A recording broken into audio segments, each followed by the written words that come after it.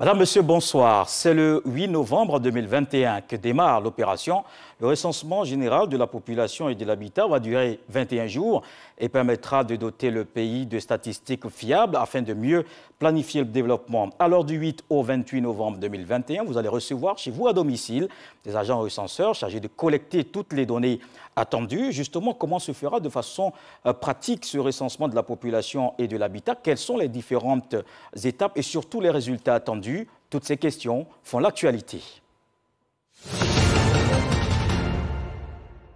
Et cette émission est consacrée à cette opération importante pour la Côte d'Ivoire. Depuis l'année dernière, les autorités multiplient les rencontres, mobilisent les populations pour une adhésion massive à ce recensement des populations que je vous propose d'écouter dans ce micro-trottoir.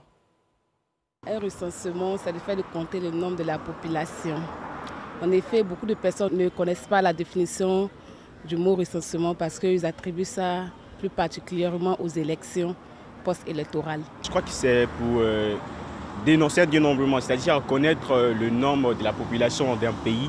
Voilà, ça peut être d'un pays, d'un continent ou d'une ville. Le but, c'est pour faire les statistiques pour connaître quels sont les gens qui vont travailler, ou bien il y a combien de chômeurs, il y a combien de travailleurs. On mène un recensement pour pouvoir connaître le nombre de personnes qui vivent dans une localité donnée.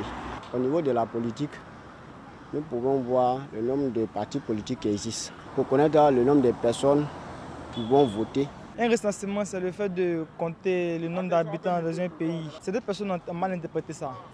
Affaire des politiques et consomment. D'autres sont dit que non, quand on recense une population, c'est pour distinguer le parti politique de l'autre et qu'on se raison pour laquelle ils ont mal pris. Sinon, le recensement, c'est le fait de savoir combien d'habitants dans un pays. Pour moi, un recensement, c'est le fait de connaître l'effectif normal même, voilà, de la population. Bon, je prends un exemple comme ça. Quand on veut faire les élections, les trucs comme ça, c'est pour savoir, par exemple, dans la commune de Cocody, il y a combien d'effectifs, il y a combien d'habitants. Le recensement peut être perçu comme une opération, d'accord, par laquelle l'État procède au dénombrement de sa population en vue de savoir quels sont ceux qui vivent effectivement sur le territoire de la République. Alors l'intérêt du recensement vise à quantifier des nouveaux besoins pour pouvoir évaluer encore les charges nouvelles, définir les défis nouveaux, mieux élaborer des budgets en vue de la prise en charge effective de toutes ces populations-là. Et cette émission de Ça fait l'actualité est spéciale et consacrée au recensement général de la population et de l'habitat, un dénombrement piloté par la ministre du Plan et du Développement, Niale Kaba, qui est notre invitée. Madame la ministre, bonsoir. Bonsoir, M. Koulibaly. Pendant 52 minutes, vous allez nous expliquer dans le détail toutes les articulations autour du thème central recensement général de la population et de l'habitat, enjeux et perspectives. Alors tout de suite, au niveau des enjeux, il y a cette question d'entrée. Comment peut-on justifier ou expliquer le recensement? Monsieur Koulibaly, je vous remercie de me donner l'opportunité, on va dire à quelques jours de cette opération importante, donc de mieux expliquer à la population l'intérêt pour notre pays de cette opération, il faut le dire, assez importante. C'est une opération lourde, c'est la plus grande opération statistique qu'un pays puisse faire, que ce soit la Côte d'Ivoire ou n'importe quel pays. C'est pour cela que sa périodicité est de 10 ans minimum. Donc là, écoutez, l'intérêt, d'abord le processus, il s'agit de dénombrer la population. Dénombrer la population, c'est savoir combien de personnes vivent sur le territoire ivoirien, quelle que soit leur nationalité, quel que soit leur âge, quelle que soit également leur race. Comment ces personnes sont réparties sur le territoire national.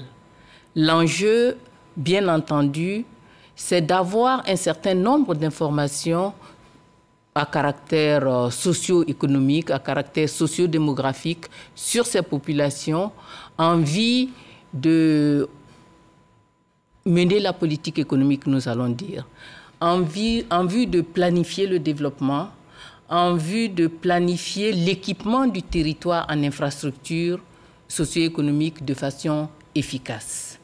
Alors, vous l'avez dit, Madame la Ministre, il y a un principe décennal qui veut qu'on fasse le recensement tous les 10 ans, mais le dernier recensement c'était 2014, et là, 6 ans après, on est à refaire un autre recensement. Qu'est-ce qui n'a pas marché avec le RGPH de 2014 ? Ben, écoutez, le RGPH de 2014, je pense que nous en avons tous été témoins. Nous sortions d'une période de crise assez difficile. Nous étions également dans un environnement politique assez difficile. Et cette activité à caractère purement statistique, à caractère purement économique, a été un peu dévoyée. Et il faut dire que les services statistiques de l'Institut national de l'INS n'ont pas été en mesure de le faire de façon correcte sur toute l'étendue du territoire national. Sur certaines parties du pays, cela s'est correctement passé. Vous avez entendu certaines autorités se demander, surtout c'était en 2014, on était à 1 an d'une échéance électorale. Donc tout cela a impacté sur le déroulement de l'opération. C'est vrai, il y a eu quelques difficultés à caractère technique. Elles n'ont pas été majeures. Nous avons pu faire cette année quelques phases importante, notamment la cartographie censitaire, qui permet d'assurer la qualité de l'opération qui n'a pas pu se faire en 2014, si bien que par endroits, on a eu quelques défis sur la qualité des statistiques. Et dans la mise en œuvre de la politique économique, cela a pu poser problème. Donc, il s'est avéré nécessaire de reprendre les chiffres. Donc, le chiffre de 22 millions d'habitants, ce n'est pas très juste. C'est surestimé, c'est sous-estimé? Au regard, dans les phases préparatoires, vous savez, nous, on a pu essayer d'estimer la population. Dans l'établissement de la cartographie censitaire, les agents qui ont été mis sur le terrain ont parcouru la totalité du territoire national. Et l'objectif, c'était en réalité de pouvoir donc identifier l'ensemble des équipements, de pouvoir estimer la population pour définir les zones de travail de chaque agent recenseur qu'on appelle des zones de dénombrement. Et à cette occasion, on a essayé d'estimer la population. Et on peut dire que les 22,7 millions d'habitants à peu près étaient légèrement sous-estimés selon nos estimations. Il s'agit encore d'estimations. À l'issue du recensement, on aura le bon chiffre, mais nous estimons qu'on devrait être à un peu plus de 28 millions, entre 28 millions et 29 millions d'habitants. D'accord. Pour 2021 ? Non, pour 2021. Alors, si on projetait les 22 millions en 2021, on serait autour de 27 millions d'habitants. Donc, il y a un petit écart de 2 millions. D'accord. Alors, est-ce qu'aujourd'hui, on peut dire que toutes ces difficultés ont été levées, tout ce dysfonctionnement constaté en 2014 a été levé pour justement une belle opération en 2021? Oui, bien sûr. Écoutez, je pense que cette fois-ci, on a un concours de circonstances qui sont favorables et qui nous permettent de penser que nous allons avoir de bons résultats. D'abord, au plan technique. Nous avons pu mener la cartographie censitaire, donc faire un bon découpage et une bonne préparation technique. Nous le faisons avec l'accompagnement de l'UNFPA, le Fonds des Nations Unies pour la population, qui est l'agence des Nations Unies spécialisée justement dans les questions de population et qui accompagne en général presque tous les pays qui le font pour l'opération. À cet égard, il faut dire d'ailleurs que nous avons, depuis 2018, dans nos locaux, un consultant de l'UNFPA qui essaie de coacher un peu nos agents de façon à nous donner le maximum de chances de le réussir. Nous avons également la chance, M. Kolo, de faire ça à une période qui est assez loin de la période électorale. Ça fait que cela nous met un peu moins de pression et surtout, je pense que nous avons eu suffisamment de temps pour échanger avec la population, communiquer avec la population sur les enjeux, sur l'importance du recensement pour elle-même. Je le dis souvent, c'est la population qui est la première bénéficiaire du recensement. La population est la première bénéficiaire du recensement parce que ce recensement permet de mener de façon efficace les actions de développement pour la population. Prenons un exemple.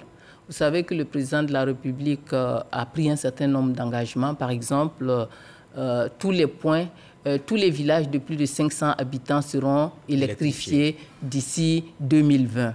L'objectif a été légèrement repoussé parce que les travaux ont été interrompus en 2019 pour faire de Covid. Donc ça a repris, mais on n'est pas très loin de l'objectif et tout devrait rentrer, donc on devrait reprendre. Mais comment électrifier votre village si on n'a pas les bons chiffres? Si vous ne vous faites pas électrifier et vous ne vous faites pas recenser, ben on ne saura pas, peut-être qu'on va sous-estimer l'effectif de la population et vous allez être pénalisé dans une opération de ce genre. Et de façon générale, pour équiper les localités en infrastructures économiques, pour dimensionner les infrastructures économiques pour les localités, on tient compte de la population. Les besoins en eau potable d'une population de 1000 habitants ne sont pas les mêmes que ceux d'une population de 4000 habitants. Ce n'est pas le même type d'infrastructure, d'où l'intérêt pour tout le monde de se faire recenser pour aider l'État à poser les bons gestes, à poser les bons actes en faveur des populations. On parlait tout à l'heure de difficultés, mais pour cette reprise, c'était annoncé pour le 1er novembre. Après, on a décalé d'une semaine. Qu'est-ce qui pourrait justifier, alors qu'on sait que le décret a été pris depuis août 2018, qu'est-ce qui pourrait justifier ce décalage d'entrée, un peu un tâtonnement, Madame la Ministre? Non, vous savez, le décret a été pris depuis 2018 et le recensement même était prévu pour 2020. Et nous avons connu déjà le Covid, pour lequel les mesures de sécurisation des populations que nous allions visiter n'étaient pas connues dans les premiers mois. Vous savez que les premières mesures, les premiers effets de la Covid, c'était en mars 2020. Et c'est bien en mars 2020 que nous devions faire ce recensement. Donc, on a dû le repousser une première fois. Et le décalage d'une semaine qui a eu lieu récemment était lié justement à la phase de recrutement. On a affaire à la jeunesse. On avait lancé un processus de recrutement et ce processus n'était pas arrivé pour différentes raisons à maturité. On a essayé de le faire avec l'accord de notre partenaire principal qui finance un peu les éléments qui finance un peu tout ce qui est formation et tout ce qui est rémunération des agents, à savoir la Banque mondiale. On a fait un recrutement assez technique en ligne et avec des procédures de sélection qui sont des procédures assez strictes. Et puis, on a informé les agents que nous allons procéder, peut-être un peu tardivement, que nous allons procéder à leur vaccination. Ça a donné lieu à quelques désistements, à quelques mouvements. Donc, on a dû repousser d'une semaine pour nous assurer que tout était rentré dans l'ordre et qu'on pouvait faire la formation. Alors, vous parlez des agents vaccinés, ça fait partie des dispositions que vous prenez parce qu'il y a la Covid-19 pour éviter certainement une propagation. Est-ce qu'aujourd'hui, ces 38 000 jeunes sur le terrain sont vaccinés tous? Aujourd'hui, tous les agents ont été vaccinés. Nous avons vacciné, alors il y a 2 jours, nous étions à 70% de vaccination.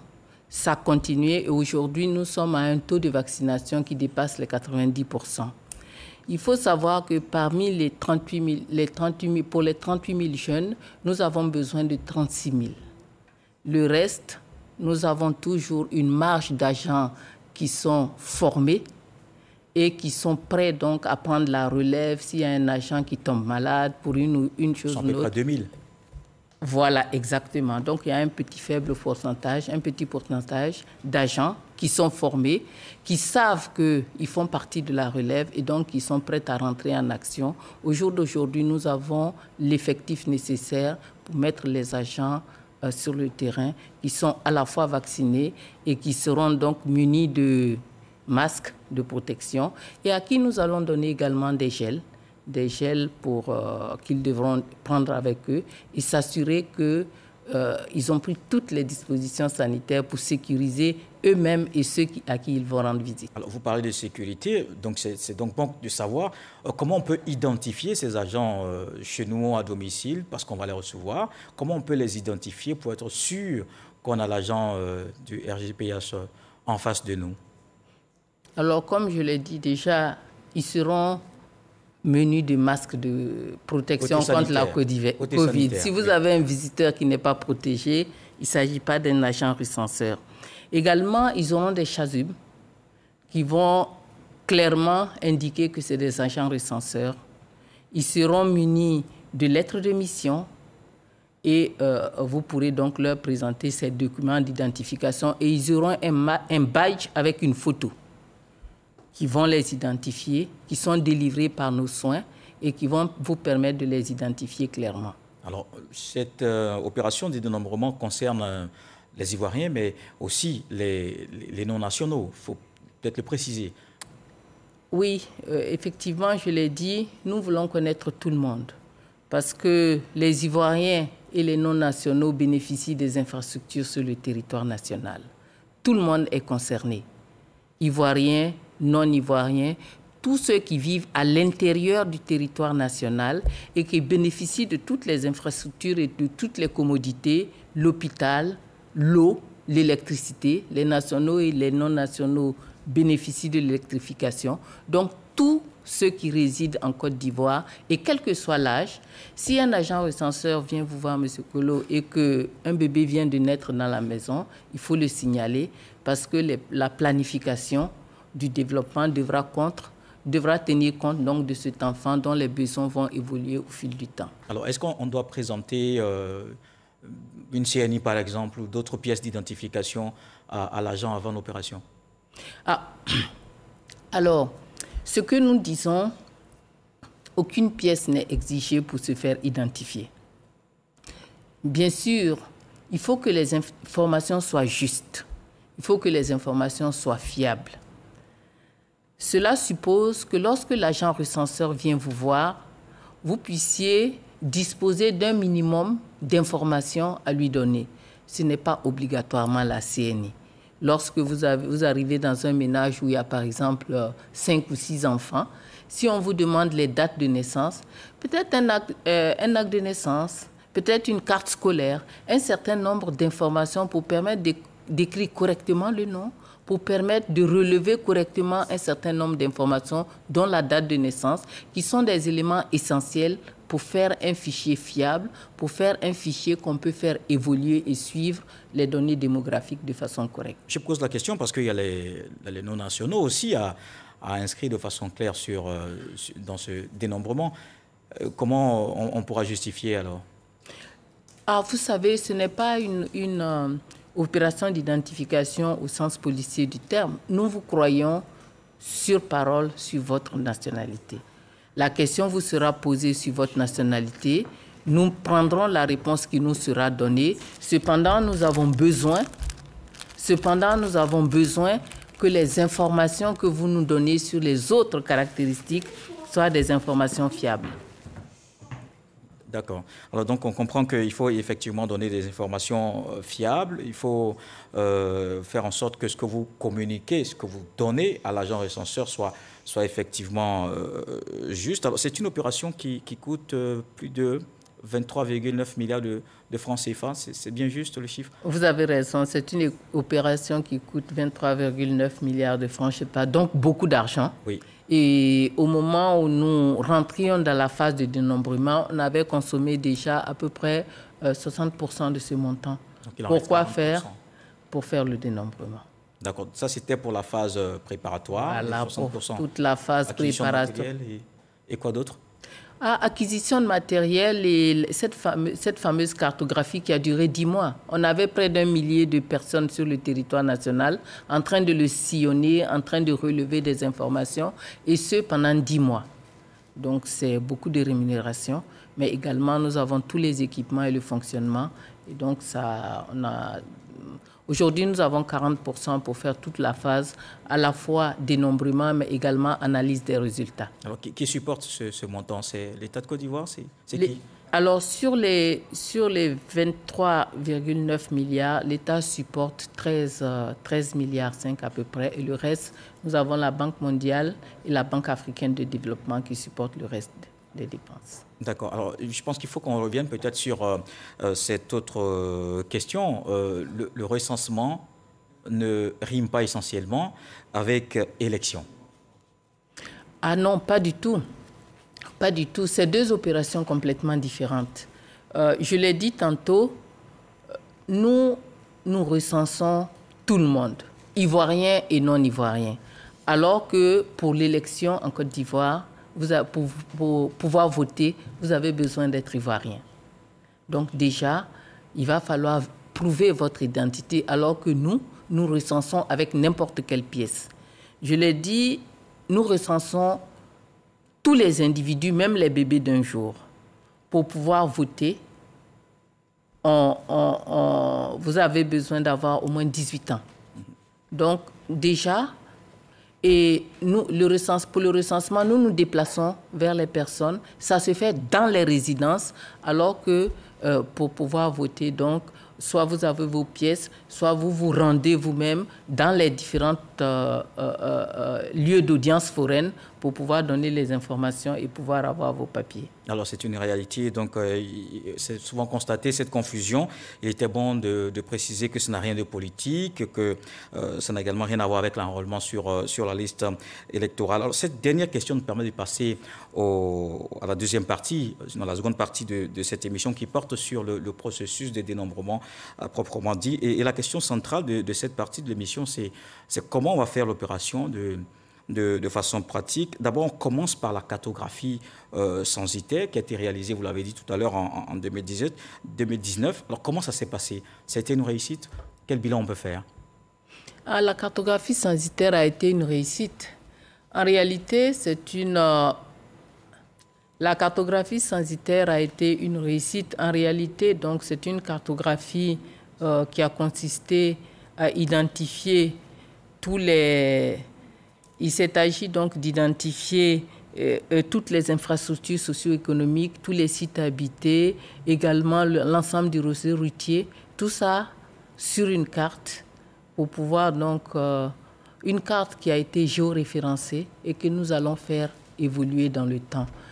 Nous avons à cette occasion estimé la population, je l'ai dit tout à l'heure. À fin 2019, on l'estimait à peu près à 28,3 millions de personnes. Et ça va nous permettre de définir aussi nos zones de dénombrement. Comment nous allons recenser? Nous allons affecter à chaque agent recenseur une zone de dénombrement qui comprend un effectif de moins de 2000 personnes au maximum. Donc chaque agent recenseur a 3 semaines pour identifier environ 1 millier de personnes. Donc, ces agents munis, équipés, comme je l'ai dit, correctement protégés, munis de leur ordre de mission, vont se présenter à votre domicile. Le recensement se fait dans les résidences et ils vont venir administrer un questionnaire à l'aide de tablettes numériques. D'accord. Alors, si on prend par exemple un exemple de façon vraiment très concrètement, le cas d'un agent X dans sa ZD, donc sa zone de dénombrement, dans un quartier par exemple, au quartier Château à Sinématiali, quand il arrive, comment il fait? Par quoi il commence le dénombrement? Alors, il faut dire qu'il y a une petite étape qu'on a sautée, qu'il est important que je clarifie, parce que nous allons commencer et que les gens comprennent. Nous allons commencer par ce que les personnes un peu d'un certain âge comme nous savent, ou ceux qui ont vécu le recensement dernier. Nous allons commencer par numéroter vos résidences. Donc, c'est important que la population comprenne que cette phase, elle existe. Il s'agit de l'agent recenseur d'identifier les périmètres de sa zone de dénombrement. Donc, il va à la fois numéroter les résidences et à l'intérieur donc des cours communes, il va identifier les portes des ménages parce que plusieurs ménages peuvent être résidés dans une même cour. Et une fois il a fini de le faire, ça peut prendre 1 jour, Ça prend un maximum de 3 jours. Mais donc le 28, probablement, les gens ne seront pas dans vos maisons, mais à partir du 29, ils auront fini de faire leur numérotation. Ils vont commencer à rentrer et poser les questions. La numérotation, c'est pour... À partir du 8, vous voulez dire? Oui, à partir du 8. Donc, à partir du 8, vous ne les recevrez pas forcément dans la maison. Ils seront en train de faire leur numérotation.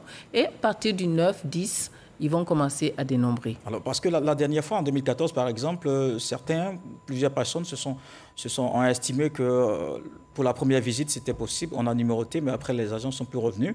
Vous avez expliqué que c'était des problèmes techniques. Il faut peut-être encore nous rassurer qu'après avoir écrit sur nos portes, on va recevoir les agents. Forcément, parce qu'il faut savoir que les agents, à la fois, les agents sont encadrés. Donc, il y a dans des secteurs, donc il y a la zone de dénombrement et dans un groupe, dans un îlot, il y a un chef qui va passer et s'assurer que les agents ont été recensés. Également, nous avons donné sur les différents supports que nous mettons à disposition, nous avons des numéros d'appel pour permettre aux agents, pour permettre à la population de signaler lorsqu'elle a été omise. Et il y a un site dédié. J'espère que vous allez pouvoir donc l'afficher. Oui, le numéro d'appel, on peut peut-être le rappeler, c'est le numéro 101. Tout à l'heure, je vais demander, je crois que c'est le 101, le numéro d'appel. Et le site, c'est recensement2021.gouv.ci. Donc, sur tous ces éléments, vous pouvez signaler les manquements que vous aurez constatés. Les chefs d'équipe également vont s'assurer que tout le monde a été recensé. Et bien sûr, il y a, après le recensement, il y a un contrôle de conformité qui est également fait pour s'assurer. Donc, il y a un ensemble de dispositions. La première étape, c'est que l'agent vient pour numéroter le ménage. Deuxième étape, c'est... Il arrive, bien sûr, il se présente. Vous le reconnaissez, il a son badge et il a son chasuble et il a son ordre de mission. Et il demande à parler au chef de famille. Bien sûr, si le chef de famille n'est pas là, nous souhaitons que le chef de famille ait mandaté quelqu'un pour répondre au recensement, pour répondre aux questions de l'agent recenseur, puisque toute la population est informée. Et ce serait souhaitable, si le chef de famille n'est pas là, que cette personne ait un certain nombre de documents, les actes de naissance, les cartes scolaires, ou même des éléments que le chef de famille, les précisions qu'il aura données pour permettre d'administrer correctement le questionnaire. L'agent recenseur n'a pas besoin de voir tout le monde. Il a besoin de voir un responsable qui donne l'ensemble des informations relatives au foyer. Alors, quel genre d'informations, par exemple, l'agent doit chercher à récolter? Qu'est-ce que la population doit donner comme information à l'agent? C'est tous les questionnaires sur l'identité, je l'ai dit tout à l'heure, les questionnaires sur la filiation, les questionnaires sur l'emploi, les questionnaires sur le niveau de formation, sur la nationalité. Donc, c'est un ensemble de questionnaires qui permettent de présenter la personne interrogée, qu'est-ce qu'elle fait dans la vie, quel niveau de formation elle a. Évidemment, il y a les questions sur le sexe, etc. Donc, il s'agit de questionnaires classiques. Voilà. Alors, sur la question, il y a la clause de confidentialité. On sait qu'en 2013, il y a une loi sur la protection des données à caractère personnel. Est-ce que vous garantissez que ces données personnelles sont protégées? Oui, bien sûr. L'INS n'a pas vocation à divulguer ces données personnelles. Elles sont protégées par la loi. Et ce que nous faisons, bien sûr, nous avons besoin de les avoir pour nous assurer que les informations sur la population sont des informations justes. Mais une fois nous les recueillons et que nous les contrôlons, on fait ce qu'ils appellent une étape d'anonymisation avant de procéder au traitement des données. Donc, c'est des données complètement anonymes, mais qui présentent toutes les caractéristiques de la population qui sont analysées. Alors, comment vous allez traiter les cas d'absence? Vous arrivez qu'une porte est, par exemple, close pour raison de travail, etc. Est-ce que l'agent pourra passer et repasser autant de fois que nécessaire? Bien sûr, c'est à cela que sert la numérotation. Il saura que ce numéro-là, dans cette concession, ou dans ce carré, j'ai visité toutes les maisons sauf tel numéro. Il pourra laisser des messages et il pourra même laisser son numéro. On peut lui donner rendez-vous pour qu'il puisse venir à telle heure. Il arrive d'ailleurs parfois en campagne que tôt le matin, les agents puissent recenser avant que les gens aillent au champ. Et parfois, c'est le soir, après le repas du soir ou après 16 heures, lorsque les populations reviennent donc de leurs occupations champêtres, qui réussissent à faire le recensement, parfois un peu tard dans la soirée. Est-ce que vous avez associé justement par rapport à ça ces différentes communautés qui sont loin dans les contrées reculées, ces chefs traditionnels, ces guides religieux qui peuvent jouer un rôle dans la mobilisation des populations? Oui, bien sûr. Bien sûr. D'abord, ici, nous avons eu l'occasion de les rencontrer par le passé à travers leurs différentes organisations. Et demain matin, j'ai rendez-vous avec eux pour renouveler le message. Mais au-delà de cela, nous avons, que ce soit à Abidjan ou à l'intérieur du pays, ce qu'on appelle des comités locaux du recensement. Et les comités locaux du recensement sont un peu les dénombrements de l'instance centrale ici. Ils sont présidés par les préfets, ils comprennent l'ensemble du corps préfectoral, ils comprennent les guides religieux, les chefs de communauté, les ONG, les leaders d'opinion. Et ces comités-là, donc, comme j'ai dit, sont présidés par le préfet qui véhicule les informations et qui encadre le recensement au plan régional. Il faut dire que depuis que l'opération a commencé, il y a déjà eu plusieurs réunions des comités locaux de recensement, si bien que nous avons bon espoir qu'au niveau des concentrés, l'information est bien passée. Nous avons eu l'opportunité également de rendre visite à la Chambre des rois et chefs traditionnels pour que le message puisse être également passé. Alors, on va marquer juste une courte pause pour regarder le processus qu'un de nos reporters a justement vu pour nous, Seydou Ouattara. Le directeur général de l'Institut national de la statistique, INS, directeur national du recensement, a sollicité le mardi 19 octobre à Abidjan l'adhésion des populations en vue du succès du recensement général de la population et de l'habitat, RGPH 2021, prévu du 8 au 28 novembre. D'un montant de 23,9 milliards de francs CFA, le RGPH permettra de mettre à la disposition de l'État et l'effectif, la structure et la répartition spatiale de la population en vue de répondre de façon durable aux besoins sociaux de base, santé, éducation, emploi, sécurité. Pour cette opération, 28 500 agents recenseurs sont en formation depuis 2 semaines. Plus de 40 000 tablettes sont déjà disponibles. Pour sa part, le gouvernement invite toutes les composantes de la population, notamment les chefs traditionnels, religieux, leaders d'opinion, la presse, à se mobiliser pour la réussite à cette opération afin de permettre au gouvernement de mieux planifier le développement. Alors, comme on l'a si bien vu dans ce reportage, il y a cette mobilisation qui est attendue de tous, y compris les journalistes qui sont invités à s'impliquer dans l'opération. Est-ce que les quartiers précaires sont concernés? Oui, bien sûr, M. Collet. Tous les quartiers sont concernés, y compris les quartiers précaires. Évidemment, je pense que les quartiers précaires sont d'autant plus concernés qu'il s'agit en général de quartiers qui ont besoin d'équipement. Parfois, de quartiers qui ont besoin de rénovation. Et ces quartiers précaires seront visités à l'instar de tous les quartiers par les agents recenseurs. Je vais vous étonner. En général, nos agents ont un bon accueil dans les quartiers précaires. Ils ont un bon accueil. Et je voudrais inviter justement les quartiers UP à également ouvrir avec beaucoup de bienveillance et beaucoup de faciliter leurs portes donc aux agents recenseurs pour qu'on puisse faire le recensement. D'accord, alors je précise que c'est juste une parenthèse pour dire que tout le monde est donc appelé à justement s'impliquer. Mais est-ce que ces agents iront aussi dans les prisons et dans les hôtels? Parce qu'il y a la loi une loi qui précise qu'avec un séjour de 6 mois, on est obligé de se faire recenser en Côte d'Ivoire. Est-ce que les agents iront dans les prisons, dans les hôtels, etc., pour recenser ces populations? Alors, les agents iront dans les prisons pour recenser les populations, parce que les prisonniers sont des résidents. Ils iront dans les prisons et dans les prisons, le recensement se fera sur la base des registres. Donc, il n'y aura pas de rencontre avec les pensionnaires? Non, il n'y aura pas de rencontre avec les pensionnaires. Il y aura des rencontres avec le personnel administratif et les pensionnaires seront enregistrés sur la base des registres des prisons. Les autres lieux collectifs donneront lieu effectivement à une administration de questionnaires, les internats.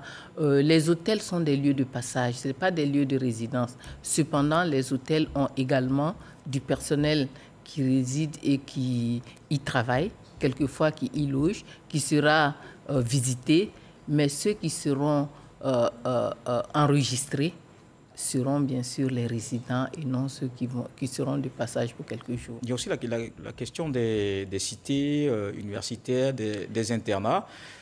On les comptabilise où finalement? À l'internat ou à la maison, chez les parents? Les cités universitaires et les internats sont des lieux collectifs pour lesquels les questionnaires seront administrés sur les lieux d'habitation. Donc il n'y aura pas de double comptabilisation? Il n'y aura pas une double comptabilité. Si vous êtes en cité universitaire, vous serez recensé là-bas. Et les parents, donc, quand ils vont le signaler qu'ils ont un enfant en cité ou en internat, le logiciel va le classer en non-résident.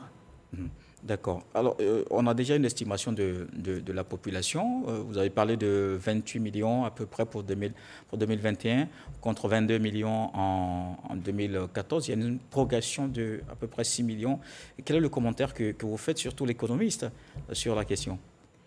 Non, je pense que la progression, le taux de croissance démographique de la population, il est de 2,6%. Je pense que le taux, il est bon.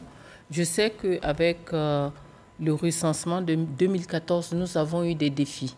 Comme j'ai dit, les agents n'ont pas, par endroit, cela a été fait de façon correcte, mais les agents recenseurs n'ont pas pu accéder ou pu faire de façon correcte le recensement sur l'ensemble du territoire. Cela peut expliquer les quelques biais. Mais tout à l'heure, je le disais, lorsque nous projetons les 22 millions les 22,6 millions de 2014 en 2021, avec la progression de la population, on devrait être autour de 27 millions. Nous, avec les estimations que nous faisons de 28,3 millions en fin 2019, on devrait être à peu près de 29 millions maintenant. Donc, il y a un petit écart de 2 millions qui sont dus à des erreurs de comptabilité, mais qui peuvent être des erreurs grandes. Je parlais tout à l'heure du cas des châteaux. Vous savez que... précis sur les nombres? C'est important. On peut dire, mais pourquoi on reprend pour un petit 2 millions? Imaginez une opération de vaccination dans un village. En réalité, quand les bailleurs vont le programmer, ils vont demander la population à l'INS. Si les chiffres sont faux, ils peuvent partir avec 1000 vaccins et aller trouver qu'il y avait 2000 enfants à vacciner.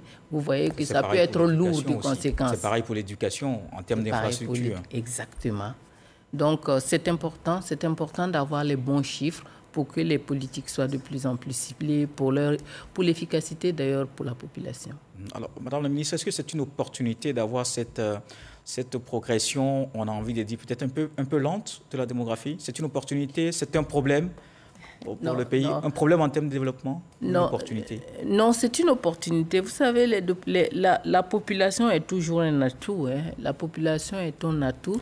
Mais pour que la population soit un atout, il faut que la population, les gens maintenant en termes techniques, on dit pour que la population puisse nous permettre d'avoir un certain dividende lié à la démographie, il faut que cette population-là puisse être correctement formée.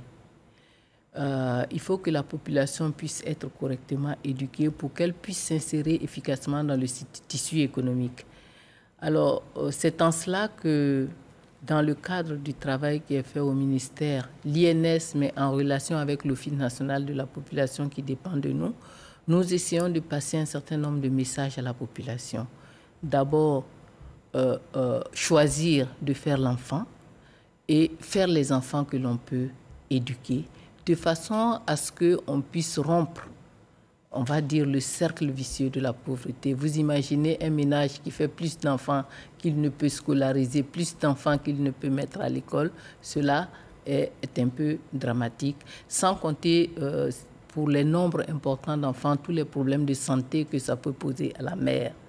Donc, c'est en cela que nous accompagnons avec l'UNFPA un certain nombre d'actions d'information de la population sur la contraception, un certain nombre d'actions d'information de la population sur la maîtrise de la démographie. Donc, c'est une chance, mais c'est une chance à condition que cela se fasse de façon planifiée. C'est une chance de façon, à condition que cela se fasse à un rythme auquel l'État peut accompagner la mise à disposition des infrastructures de formation. Alors aujourd'hui, le taux de fécondité d'enfants par famille, c'est autour de, de 3% ou de 4%? Je saurais vous donner des chiffres justes. On a peut-être 4 enfants en moyenne par femme. D'accord. Alors les chiffres de 2021 sur le recensement seront disponibles quand exactement?